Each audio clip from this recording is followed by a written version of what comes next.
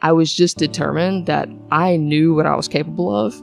Even if I didn't know what I was capable of, I knew I was capable of more. And so I kind of started, I had a chip on my shoulder and I was like, well, I'm going to prove all these people wrong. I'm going to prove all these people wrong that have doubted me or said I wasn't good enough or said, I didn't have, the right last name or I wasn't powerlifting. I thought about bodybuilding when I first got into training and stuff, but I didn't like the idea of it because you can do all the things right for 12 weeks, 20 weeks, however long, get on stage and not be what somebody's looking for, right? But with powerlifting, if you do the work and you do every aspect that you need to recover, you're going to get the result that you put in. If you put that effort in, you're going to get the result. It doesn't matter if you're ugly, it doesn't matter if you're skinny, it doesn't matter if you're gay, if you're straight, any of those things.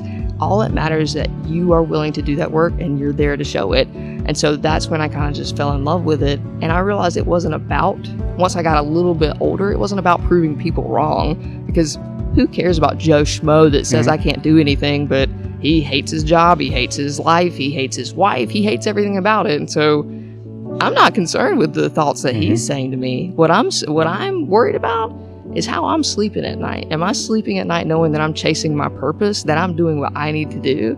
And so that gave me a lot more, courage going forward. It wasn't about proving people wrong necessarily. It was just about proving myself right.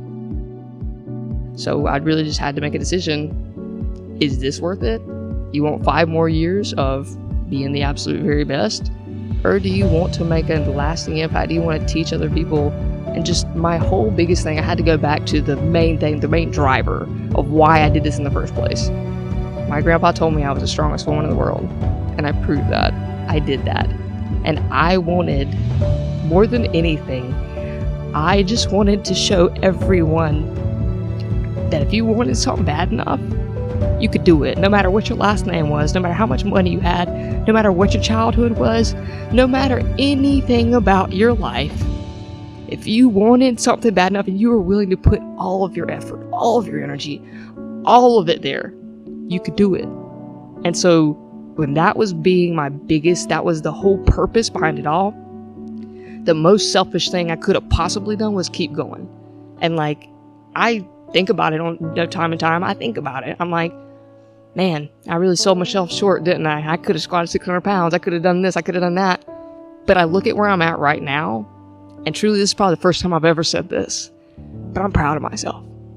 And I'm changing people's lives. I'm working with McKendree University as an assistant powerlifting coach. I'm working with, I'm living my dream life. I'm able to help people. I'm able to see the things that, I never had somebody in my ear like this when I was a kid. I never had somebody encouraging me and giving me this kind of feedback when I was a junior in college. You know what I'm saying? I'm able to be that person that I always needed in my life. I'm living my absolute dream, everything that I ever wanted. And it's all because of that ability and that courage to show up and stand up underneath the barbell. But that's not the only thing. You know what I'm saying? That's not the only thing. It's the thing that got me here, and it's the thing that I'm going to keep passing on and continuing to give to other people. But it's about more than that. And walking away from that showed me how strong I really was. Truly. Well, it's about facing your demons and overcoming them. Yeah. Right? So it's easy to stay. Right? So when you say the strongest woman in the world, what was harder?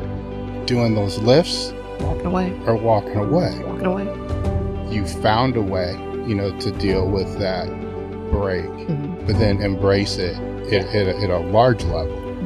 How were you able to do that? The first meets that I went to, and this is another thing, you have no idea how things are gonna feel or make you feel. But the first meets that I went to, because I was coaching and I was still handling people, and I didn't think anything about not going. I would never think about, I'm not gonna go to your meet because I can't be around it. But then when I got there, I realized I was overcome with emotion, and everybody and their mamas is, when are you gonna compete again? Oh my God, when are you? And it just brings all these, I don't have time to tell you that these are all the mental battles and hurdles that I'm going through. I don't have time to tell you that I am actually depressed and broken on the inside because I'm not doing this, but that is best for me and I'm better able to give to others. I don't have the time for that, right? So I just hear and I experience, and I'm like, okay. I would leave meets and I would cry, and I'm not trying to be super like that, but I would cry. I would just be so upset and be like, I miss it. I miss the nothingness. I miss when you're squatting, when you're getting underneath, there's nothing else that matters. Your bills don't matter, your job doesn't matter, nothing else matters but moving that weight. And there's just there's a connection to that is unlike anything else. And if you've experienced that, which I know you have, I don't think there's any high in life that can really replicate that. But you watch it, you see it, and you just want it, you crave it. I have a very addictive personality, and so being around it just made me want all in, want to go back to it, want to just hop on some drugs and just bop in. I was like, I could beat all these girls. I remember I think I called Jill. I was like, I left a meet and I was like, I could have won all the money at this meet. I could have won all the money because nobody performed very well. I was like, I could have had a piss poor day and still beat everyone. I am still the baddest. But it's beyond the point, and that's stupid, right? Coulda, woulda, shoulda. That ain't you no more. With your clients, when you're working with them at a local meet, so you train somebody for a local meet, and you help them, and then you watch them squat a PR, bench a PR, deadlift a PR. How does that make you feel? It feels better than anything that I've ever touched. Like I truly believe, like, and even if it's just a local level meet or just, somebody that's this their first meet, I still work with first time competitors. I love to just teach. That's my biggest thing. Having somebody squat a weight or bench something that they never thought they could, it truly is the most rewarding thing for me, because you're creating, like, and I've had lifters that start with me and I don't know how to do this, I'm really unsure. But then now we're 6 meets, 7 meets deep, and I have a whole different person. I have a whole different animal in front of me that just, they started out as one person, but because they got some confidence, because they realized they were capable, they decided they were gonna be more, they were gonna be better. And that just, strength underneath the barbell, 100%. I don't care what the science is, I don't care what anybody has to say about it negatively. It makes you a better person. It makes you realize what you're capable of truly.